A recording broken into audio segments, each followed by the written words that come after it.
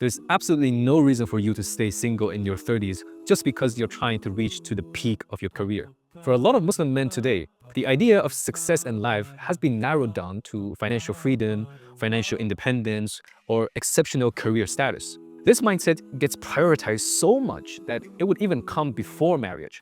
We give ourselves goals that nobody even asked for. Once I hit that six figure, once I get that promotion, once I reach here and there, then I'll be worth having the authority to lead a family myself. We almost treat these milestones like a checklist for a marriage to happen. And subconsciously, we start to believe that unless we reach to that peak, we'll never ever be truly ready enough to provide or lead a family. Some people would blame the culture. Some people will blame the high expectations from families. And it's true, sometimes, indeed, those pressures do exist. We see these crazy and unreasonable requests for mahar, either in real life or especially on social media. And then there's this rising cost of housing, and somehow families are requesting you to buy a house rather than renting. And on top of that, they're putting pressure on you to provide an unrealistic lifestyle that only exists on social media. Honestly, it almost looks like as if you're being interviewed to become the CEO of a big company. But if that was really the only issue, then is the solution to simply delay marriage? To delay it until you have finally reached the version of success you think a marriage requires? Or would you keep trying while you work on improving yourself? Let me ask you a hard question. As someone who already has the bare minimum, but still delaying marriage, has waiting actually made you more ready? Or has it just made you even more picky and more hesitant and more scared?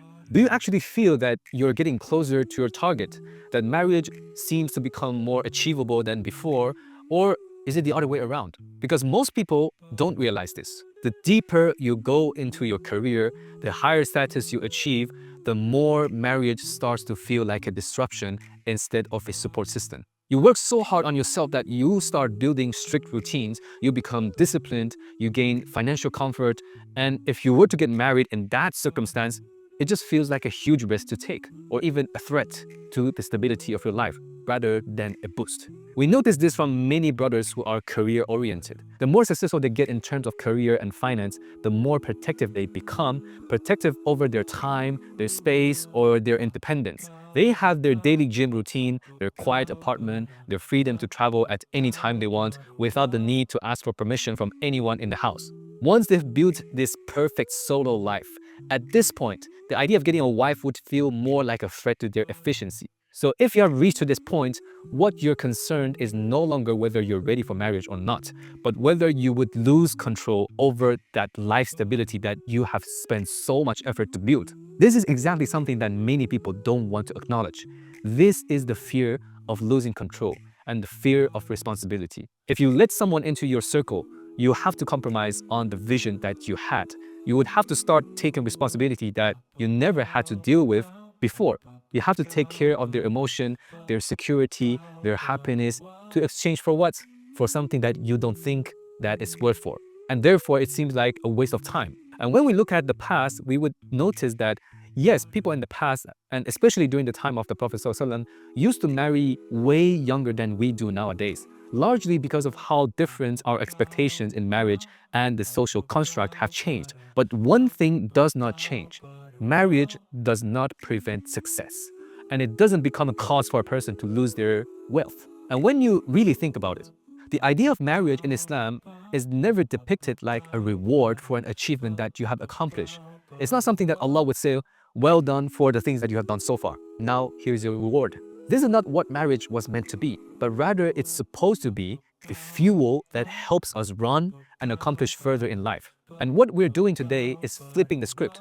We want the barakah even before marriage, while the Sunnah teaches us that the barakah comes after marriage, after struggling together with your partner to build a life. The value that marriage brings is often underestimated as merely a source of comfort and emotional peace, which it definitely is for both men and women, but it also gives a man more clarity about what he wants to achieve in life and a bigger vision to work for. There's a different kind of motivation that a man has when he is no longer just working for his holiday vacation, but for the future of his family.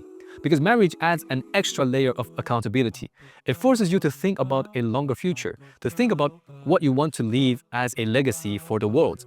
Not just what's in front of you, but what you're able to leave behind. So having a wife doesn't make you lose focus, but rather she helps you expand your focus beyond just yourself. This is one of the reasons why we see that most successful men in business are not single men.